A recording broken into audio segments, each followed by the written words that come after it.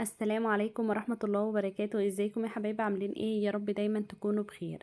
اول ما سبتكم امبارح على طول قمت جايه مطلعه كيس لحمه من الفريزر وقلت لما اسلقها واعملها لجوزي في برام لانه كان طالبه مني وقال لي انا عايزه دايب دوب كده. فسلقت اللحمه كويس جدا وبعد كده حطيتها في برام. شايفين الجمال؟ كان طعمه جميل جدا بجد.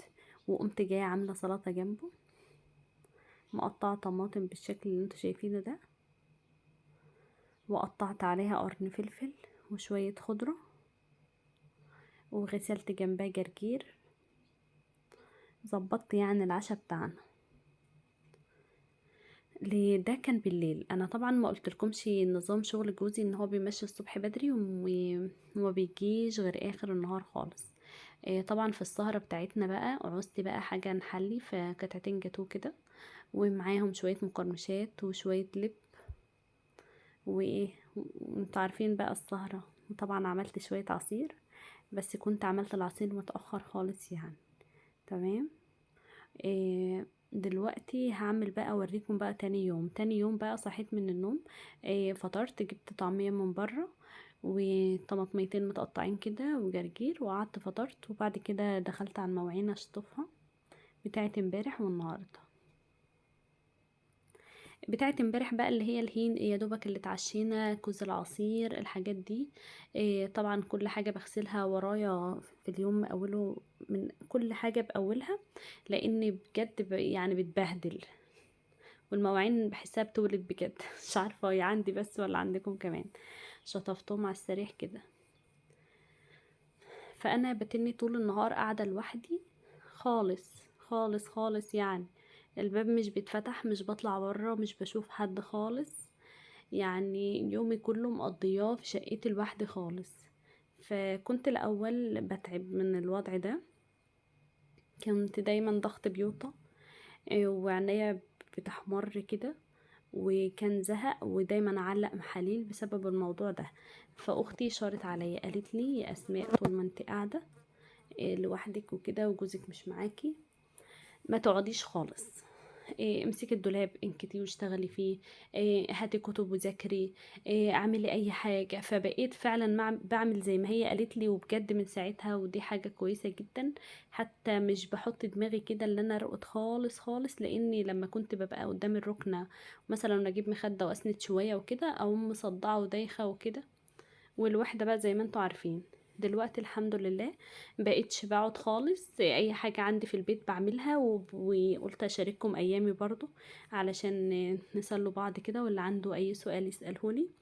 وبجد ببقى مبسوطة جدا وانا معاكم، بحس ان انا معاكم فعلا وفي بيوتكم كمان. شطفت بقى المواعين بالشكل اللي انتوا شايفينه ده.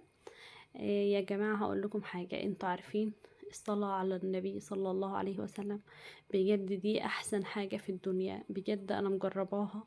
حتى بابا جه في المنام وقال لي فضل الصلاة على النبي عليه افضل الصلاة والسلام.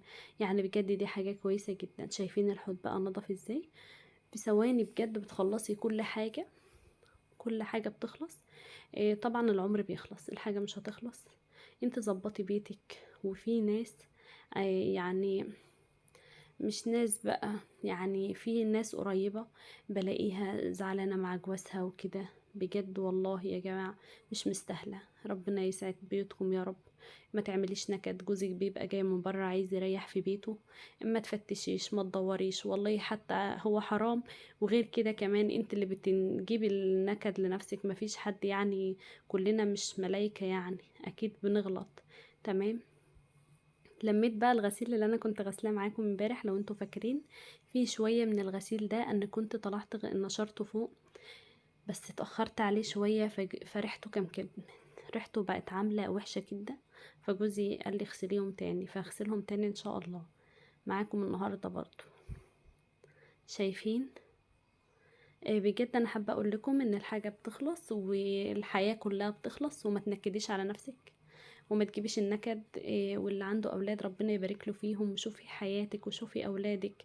وسيبك الرجاله يعني مش اللي هي يعني كله بيغلط، كلنا بنغلط، بس في الاخر في ربنا وربنا اللي هيحاسبنا كلنا. شايفين؟ طبعا لما بتخلصي كل اللي في ايدك بجد بتخلصيه على طول. والنهارده كنت عامله لكم روتين سهل وسريع كده علشان تقومي وتتنشطي وتعمليه معايا. وما تنسونيش بقى في لايك وشير وكومنت حلوة كده، تعملوا له ادعموني. والاشتراكات، اشتركوا معايا في القناة، نوروني بجد. كل اللي معايا في القناة حتى لو كانوا عدد بسيط هم على دماغي من فوق. طبعا القناة المشتركين فيها قليلين، عشان انا ما قلتش لاي حد من اهلي عليها. إيه، علشان انا عاملة القناة ديت ليا لنفسي كده. تمام. وبكده اكون خلصت معاكم، واشوفكم في فيديو جديد، ومع السلامة. بوريكم الملاية بقى قبل ما اقفل. وبوريكم. شايفين؟ دول بقى اللي هعلقهم بقى في شماعات. وبكده اكون خلصت. مع السلامة.